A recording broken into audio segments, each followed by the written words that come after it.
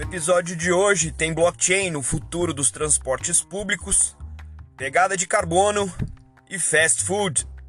Eu sou Maurício Magaldi e esse é o Block Drops, o primeiro podcast em português sobre blockchain para negócios. As notícias, produtos e serviços que você vê aqui não são nenhuma forma de endosso ou patrocínio, não são correlacionados com o meu trabalho atual e têm um foco totalmente educacional para o mercado. A nossa primeira nota de hoje é uma nota sobre um projeto que a Sony está desenvolvendo na Holanda, dentre vários outros projetos que a Sony anunciou essa semana. E o mais interessante desse projeto aqui é o uso do blockchain para gerenciar as informações no espaço do transporte público. A gente sabe que a Holanda tem uma cultura de bicicletas em geral, né? Nas grandes cidades, pelo menos, você vê um tráfego muito maior de bicicletas do que outros tipos de transporte ou outros modais, como eles dizem na indústria. E a Sony está olhando para um espaço de problema conhecido como MaaS. Em inglês é Mobility as a Service. Né? E aí a ideia desse MaaS, usando essas informações de Mobility as a Service, é oferecer para as pessoas rotas ideais para os destinos onde elas vão, utilizando transporte público ou combinando o transporte público com o transporte privado. Hoje, no mundo inteiro, esses modais têm bases de dados, sistemas e interfaces de usuário diferentes, então são completamente segmentados, a gente pode dizer que é um ecossistema fragmentado, né? E o processo de uso e consumo desses serviços, ele também requer múltiplos meios de pagamento diferentes para cada um desses modais. Então, se você vai usar um metrô, depois você vai usar um ônibus, depois você vai usar um ônibus, de repente, intermunicipal, ou se você vai fazer algum outro tipo de movimentação, você vai pagar de diferentes maneiras. Em algumas cidades, por exemplo, no Brasil, existem sistemas integrados, centralizados, né? E obviamente que requerem integrações que permitem integrações variadas em um número limitado de participantes ou de modais, né?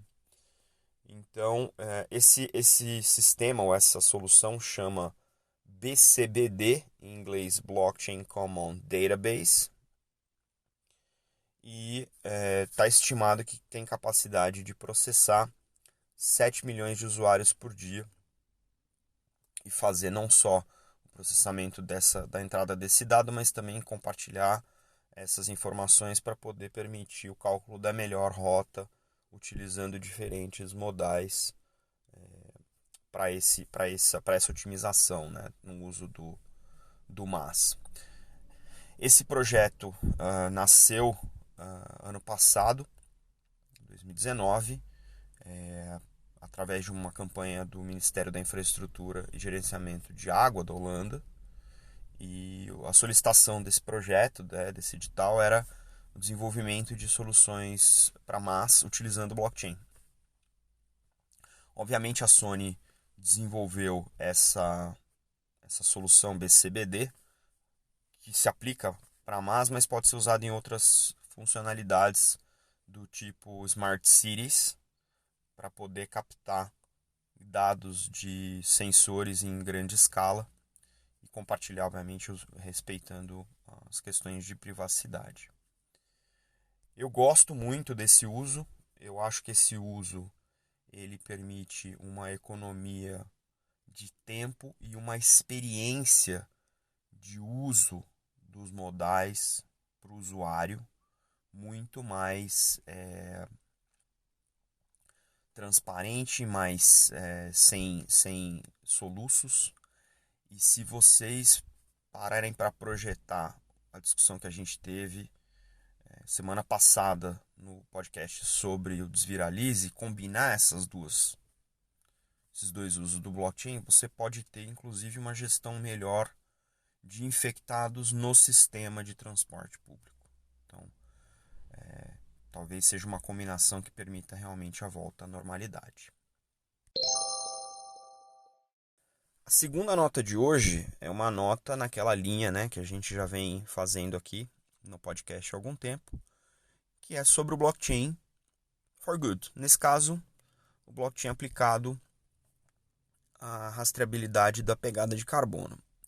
O caso em questão aqui é de uma empresa pioneira no uso de blockchain como um todo, no enterprise blockchain, né, no mercado corporativo, que é a Everledger. A Everledger começou o seu trabalho com blockchain na época do Hyperledger Fabric 0.4, ou seja, antes do primeiro release do Hyperledger Fabric como a disponibilidade global, né? Antes da versão 1.0. E o grande caso de uso da Everledger, até porque o momento em que eles começaram a trabalhar com a tecnologia era um momento ainda do mercado estar engatinhando no uso da tecnologia, descobrindo os potenciais casos de uso, foi na cadeia de suprimento, que a gente já discutiu aqui, que é um caso tradicional para o uso do blockchain, né? Rastrear bens e ativos através de uma cadeia de suprimento distribuída. Mas eles começaram com objetos de altíssimo valor, no caso da Everledger é o diamante.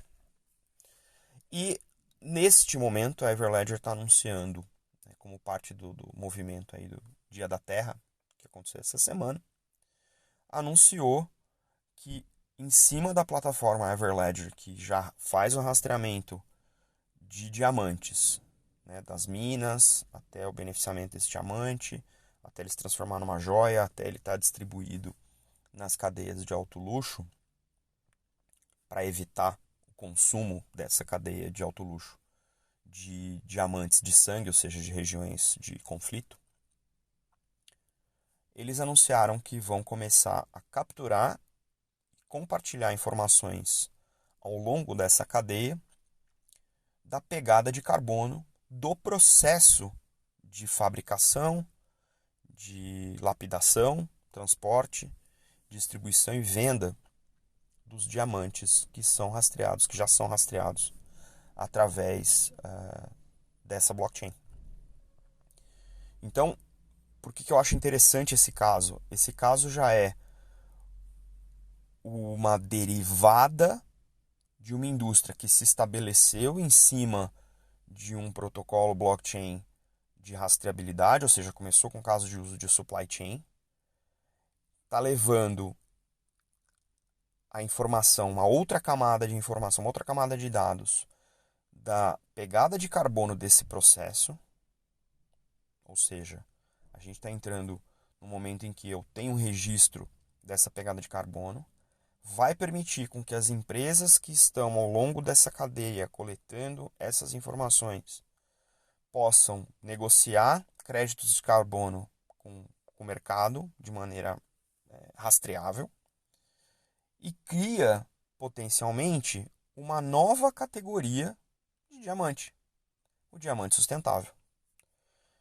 O fato de você conseguir rastrear duas informações sobre um mesmo ativo de maneira confiável ao longo de toda uma cadeia super fragmentada e melhorar a precificação de algo que já tem um alto valor é um caso expressivo para o uso do blockchain. Esse é um blockchain muito provavelmente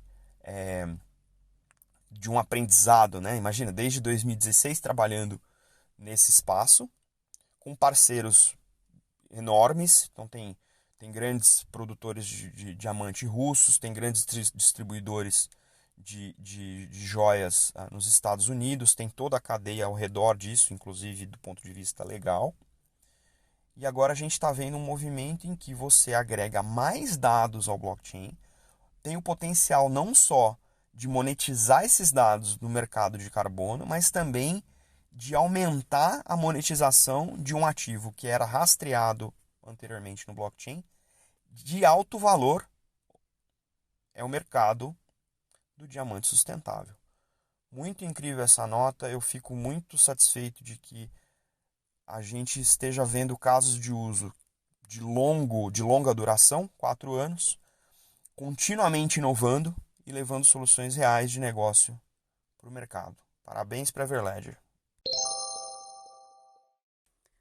A nossa última nota de hoje é uma nota, no mínimo, divertida. Vocês podem me perguntar aí, o que diabos o McDonald's e o Starbucks têm a ver com blockchain? Eu não sei se eles estão usando blockchain para rastreabilidade dos seus insumos, o que poderia ser, porque é um caso de uso clássico, mas a nota de hoje tem a ver com um movimento muito maior do ponto de vista de aplicabilidade e crescimento da adoção dessas tecnologias blockchain para o mercado regular comum do dia a dia, enfim. Como a gente já vem discutindo aqui há algum tempo, os bancos centrais estão discutindo as suas moedas, as suas digital currencies, né? Então as CBDCs, Central Bank Digital Currencies. E nessa nota que está aí na descrição do episódio, vocês vão ver que McDonald's e Starbucks estão listados entre diversas cadeias de varejo de vários tipos, que em uma determinada província na China vão começar a testar o que o mercado está chamando de yuan digital. Na China eles chamam de DCEP, que é o Digital Currency Electronic Payments. Então, neste distrito, na China, vão começar a testar. Eles reforçaram na nota que isso não é o lançamento oficial do yuan digital. Entretanto, já é um primeiro teste em escala, utilizando a infraestrutura que a gente discutiu aqui há algum tempo atrás, a BSN, que é a rede de blockchain daquelas 100 cidades na China. Então, vejam só, vou aproveitar para falar de projetos blockchain, né? Então, o que a gente está vendo nessa nota? Eu tenho uma tecnologia para a qual já foi feita uma prova de conceito, provou-se que o conceito funciona. Essa tecnologia foi implementada em um piloto, provavelmente com poucos participantes, foi testada, foi discutida e agora ela está entrando na fase de escalada. Subindo uma rede com 100 cidades, ou seja, eu tenho uma rede com uma infraestrutura baseada fisicamente em 100 cidades diferentes, e eu começo a testar adicionando participantes a essa rede para testar não só a capacidade de escalada, né, do ponto de vista de desempenho, do ponto de vista de infraestrutura, mas também para testar o mais importante de tudo, que é o modelo de negócio. Então, se eu estou lançando uma moeda digital para pagamentos eletrônicos, eu preciso olhar os vários casos de uso que existem para ver se são refletidos e como são refletidos nesse novo ambiente, nessa nova infraestrutura, mas eu vou descobrir, fazendo esse tipo de teste, outros usos, outros modelos, e vou descobrir também outros problemas, porque a inovação também gera problema, não é tudo um mar de rosa.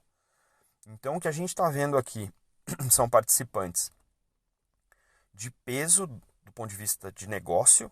A gente não está falando de qualquer cadeia, são as maiores cadeias de café e fast food do mundo.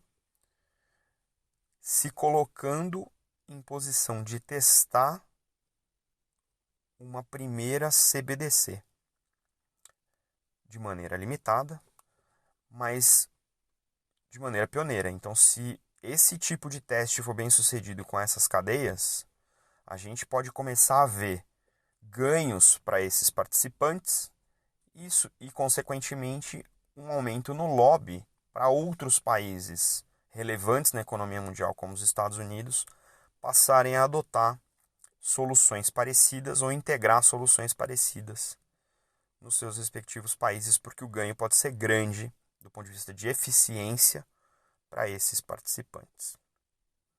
Mais um movimento nesse tabuleiro de xadrez global, obviamente, e a gente volta a acompanhar os próximos passos em programas futuros aqui no podcast.